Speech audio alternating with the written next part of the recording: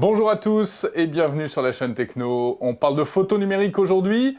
Prenez un appareil photo, signé Panasonic, prenez une tablette et mettez-les ensemble, regardez. Il n'y a rien de cochon.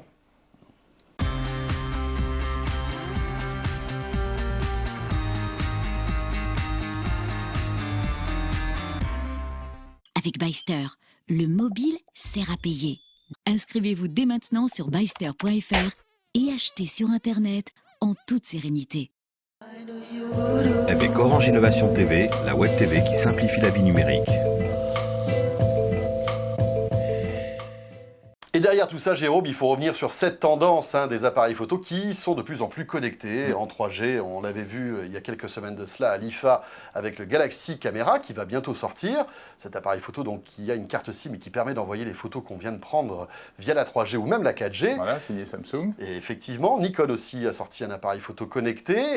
Et la nouveauté vient de Panasonic avec ce GH3 qui est un bridge haut de gamme qui fait des photos superbes, équivalentes en qualité à un réflexe.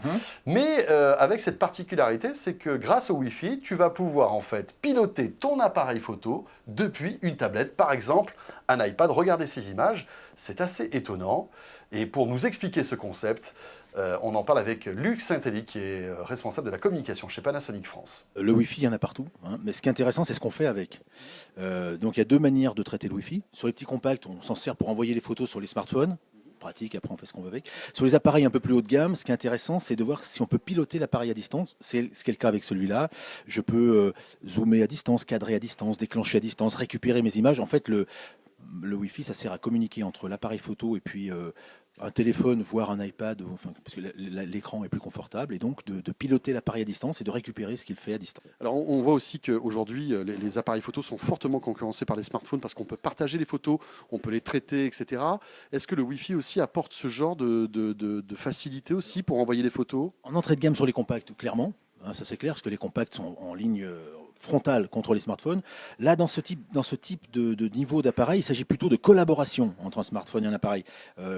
En gros, le propriétaire de ce type d'appareil photo ne va pas s'en servir pour remplacer son téléphone. Par contre, le fait de pouvoir utiliser mon téléphone ou ma tablette pour pouvoir mieux utiliser mon appareil photo, ça c'est un vrai plus. Donc voilà, c'est pas une question de concurrence, c'est plutôt de collaboration. Là. Puis le Wi-Fi la permet aussi d'avoir tout de suite les photos directement sur sa tablette, par exemple. Absolument, oui, je vais pouvoir récupérer ce qui sort de l'appareil, va être envoyé directement au fur et à mesure sur ma tablette, oui.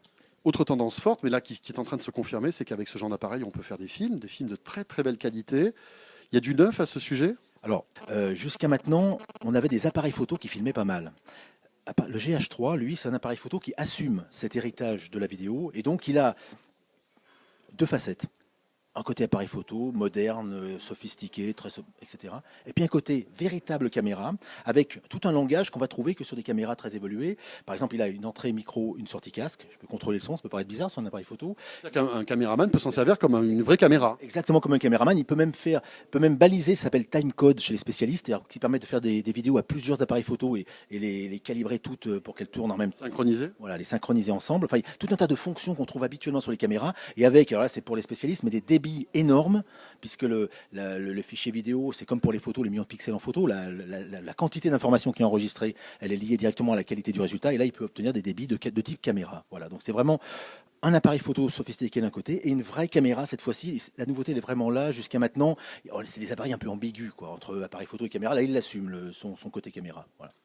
Et voilà comment on prend des photos avec sa tablette, plus son appareil photo. C'est sympa, bon c'est un vrai truc de geek François. Ouais, c'est un super gadget on va dire. Ouais, on n'a pas forcément besoin de ça au quotidien, mais ça rendra peut-être service notamment à certains professionnels. Un appareil qui coûte quand même... Voilà, 1 200 € nu, c'est-à-dire sans objectif. Alors après, la facture peut vraiment s'envoler. On précise que ce n'est pas un réflexe, c'est un hybride. Un bridge. Voilà. En fait, c'est un compact avec un objectif interchangeable de très haute qualité. C'est le haut de gamme en fait de chez Panasonic. Voilà, qui filme aussi, bien sûr. etc.